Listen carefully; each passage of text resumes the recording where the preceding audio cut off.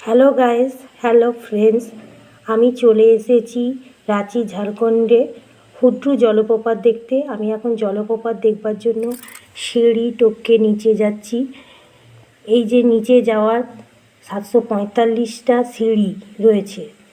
দুই পাশে দোকানদানি, আপনারা জল খাবার সব কিনে খেতে পারবেন। এটা পুরোটাই ছোটনাগপুর মালভূমি ঘিরে রয়েছে এই অঞ্চলটাকে।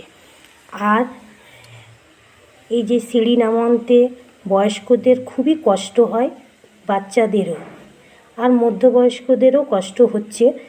নামতে এতটা কষ্ট না, কিন্তু উঠতে প্রচুর কষ্ট হয়। ঝাড়খণ্ডের অন্যতম একটা উঁচু জলপ্রপাত হলো হুড্রু। হুড্রু ফলস মানেই সুবর্ণরেখা নদী এখানে। আর এটা এই ওয়াটারফলস 322 ফুট ওপর থেকে নিচে পড়ছে বলা হয়। ঝাড়খণ্ডের এটা হচ্ছে সর্বোচ্চ জলপ্রপাত।